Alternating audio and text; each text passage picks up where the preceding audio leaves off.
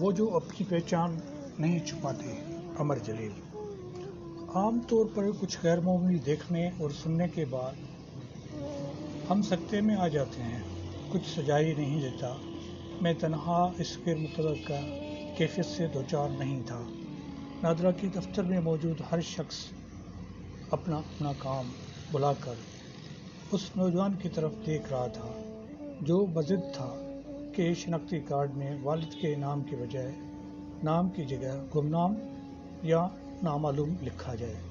وہ اس بات پر بھی بضد تھا کہ شناختی کارڈ کے حصول کے لیے فارم میں اس کے جائے پیدائش کے خانے میں گٹر باغیچہ کچرے کا ڈھیر لکھا جائے۔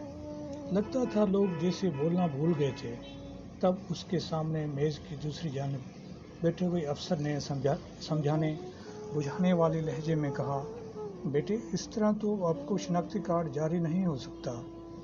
نوجوان نے دھیمے لہجے میں کہا، وہی تو میں جاننا چاہتا ہوں کہ مجھے شناختی کارڈ کیوں جاری نہیں ہو سکتا۔ افسر نے نوجوان کو پیار سے سمجھاتے ہوئے کہا، شناختی کارڈ میں والد کے نام کی جگہ آپ صرف والد کا نام لکھ سکتے ہیں اور کچھ نہیں لکھ سکتے۔ دیکھیے سر، میں نوزائیدہ یتیم خانے والوں کو کچرے کے ڈھیر پر پڑا ہوا ملا تھا۔ نوجوان نے کہا، میں نہیں جانتا کہ میرا باپ کون تھا، میری ماں کون تھی، بلکہ کوئی نہیں جانتا کہ میری ماں باپ کون تھے۔ یہی میری شناخت ہے۔ دیکھیں بیٹا، افسر نے نوجوان کو سمجھاتے ہوئے کہا، والد کے نام کے بغیر کسی کو شناختی کارڈ جاری نہیں ہو سکتا۔ قوانین بدلنا ہمارے بس میں نہیں ہے۔ زندگی و امرت بنانے کے لیے حقائق کے کڑوے گھونٹ پینا پڑتے ہیں، مگر کچھ گھونٹ اس قدر کڑوے ہوتے ہیں کہ زندگی بھر ان کی کڑواہٹ روح میں رچ بس جاتی ہے۔ میں محسوس کر سکتا تھا کہ نوجوان نے حقائق کا اس قدر کڑوا گھونٹ ہی پیا ہے جس کی کڑواہٹ وہ ہر جنم میں محسوس کرتا رہے گا۔ نہ جانے کیوں میں محسوس کر رہا تھا کہ وہ میری زندگی جی رہا تھا۔ میں بھول گیا کہ اس مرتبہ نادرہ کے دفتر میں اپنی زندگی کے آخری شناختی کارڈ کے اجراء کے لیے آیا تھا۔ آخری شناختی کارڈ پر اختتامی تاریخ لکھی ہوئی نہیں ہوتی۔ ہمارے انتقال کے ساتھ تاحیات شناختی کارڈ اپنے انجام کو پہنچتا ہے اور انتقال کر جاتا ہے۔ مگر نوجوان کا حیرت انگیز مصمم ارادہ اور عزم دیکھ کر میں حیران تھا۔ نادرہ کے دفتر آنے کا مقصد میں بھول گیا۔ میں شدت سے محسوس کر رہا تھا کہ میں نوجوان سے کچھ کہنا چاہتا تھا، اس سے باتیں کرنا چاہتا تھا۔ قریب کی میز پر پڑا ہوا نوجوان کا میٹرک سرٹیفکیٹ میں پڑھ سکتا تھا۔ سرٹیفکیٹ میں نوجوان کا اپنا نام خادم حسین لکھا ہوا تھا، والد کا نام ولی داد خان لکھا ہوا تھا۔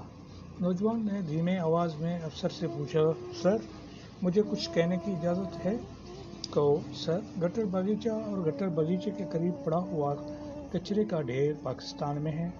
نوجوان نے کہا، میں کچرے کے ڈھیر پر پڑا ہوا یتیم خانے والوں کو ملا تھا، اس لحاظ سے میں پیدائشی طور پر پاکستانی ہوں۔ پھر سر شناختی کارڈ حاصل کرنے کے لیے کیا ضروری ہے؟ نوجوان نے پوچھا، پاکستانی ہونا ضروری ہے یا باپ کا نام ضروری ہے؟ افسر نے سپاٹ لہجے میں کہا، دونوں ضروری ہیں۔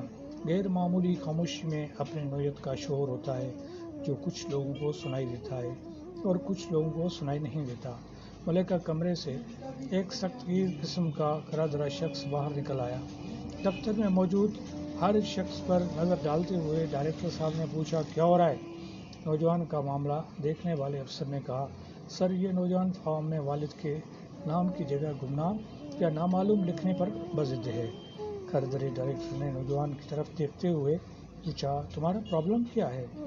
میرا کوئی پرابلم نہیں ہے، نوجوان نے کہا، یتیم خانے والوں کو میں کچرے کے ڈھیر پر پڑا ہوا ملا تھا، کوئی نہیں جانتا کہ میرے ماں باپ کون تھے۔ افسر نے ڈائریکٹر کو نوجوان کا میٹرک سرٹیفکیٹ دکھاتے ہوئے کہا، یتیم خانے والوں نے روایت کے مطابق اس کو اپنا اور اپنے والد کا نام دیا ہے۔ ڈائریکٹر نے سرٹیفکیٹ دیکھتے ہوئے کہا، تمہارا نام خادم حسین ہے، تمہارے والد کا نام ولی داد خان ہے، یہی تمہاری پہچان ہے، اس پہچان سے تمہیں شناختی کارڈ جاری ہو سکتا ہے۔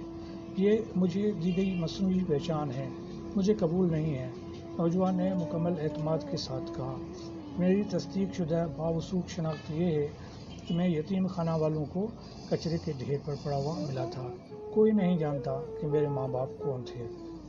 سخت گیر کردہ ڈائریکٹر ششو بین میں پڑ گیا۔ نوجوان کے ساتھ اس کا رد عمل ہم اگلے منگل کے روز